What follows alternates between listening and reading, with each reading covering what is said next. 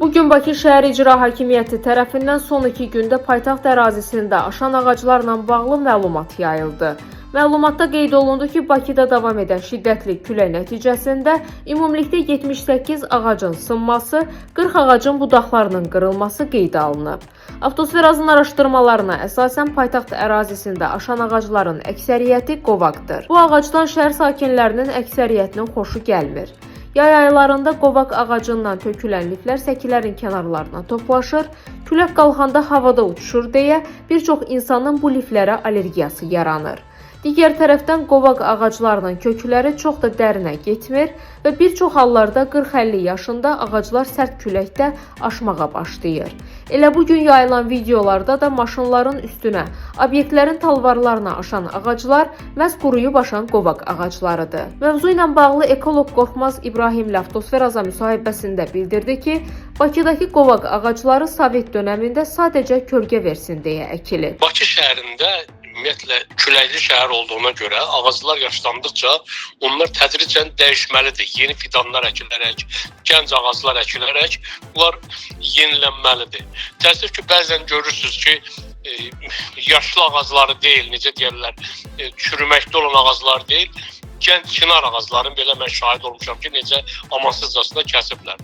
Amma indi bu cür qovaq ağaclarının yerinə onları kəsib yeniləmək lazımdır. Onun üçün də bir ayrıca tarix açmağa, bir ayrıca səhifə açmağa ehtiyac yoxdur. Hər il, hər sezonda mütləq ağaclar, yəni yaz payız daraması olmalıdır, necə deyirlər, taraması olmalıdır. Bu müddət ərzində də yaşlanmış ağaclar yenilərindən əvəz olunmalıdır ki, şəhərdə bunların hər hansı bir küləkdə, Bakı küləklər şəhəri olduğuna görə bunu xüsusən nəzərə almaq lazımdır. Külək zamanı, fırtına zamanı bunlar vətəndaşlara zərər verməsin. Ekspertin fikrincə Azərbaycanda hazırda yerli idarəetmə strukturu çox zəifdir.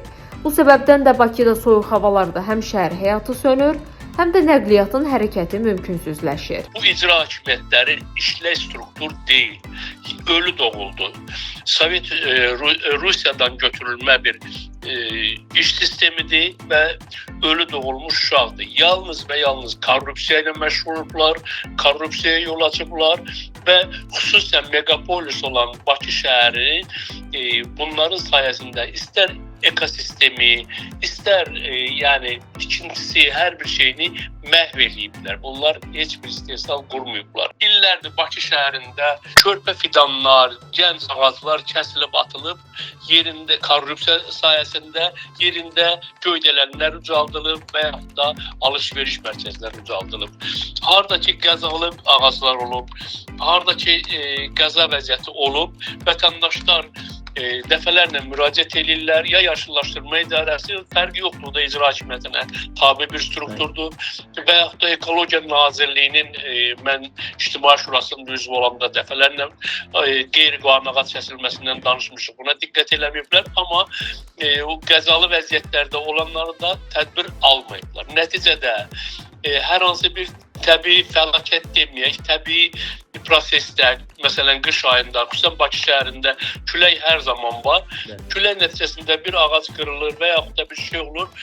Bunda insanlar hətta zərər görürlər və yaxud da onların əmlaklarına zərər dəyir. Bundan sonra gəlib təmizləyirlər, hardasa özlərinə bir altı kimi yazmağa çalışırlar. Qorxmaz İbrahimli sonda onu da qeyd edib ki, icra hakimiyyətlərinin yaratılmaz fəaliyyəti nəticəsində bugün əhali müxtəlif xəstəliklər tapır, aqressiya artır və son nəticədə bir çoxu elə gənc yaşdaca ölür. Bunun qarşısını almaq üçün birinci növbədə konstitusiyon islahata gedərək icra hakimiyyəti ləğv olunmalıdır. Bakıda qış ayında qar yağacağı, yaydan hayküy salırlar ki, qışa hazırıq, amma qış gəlir, qar yağır və yaxud da bir soyuq hava kütləsi daxil olur. Ölkə iflic vəziyyətə düşür. Dünən Bakı şəhərinin nəqliyyat sistemini görən insanın mütləq ürəyi ağrıyırdı və bu da insanlarımızın sağlamlığına təsir eləyir.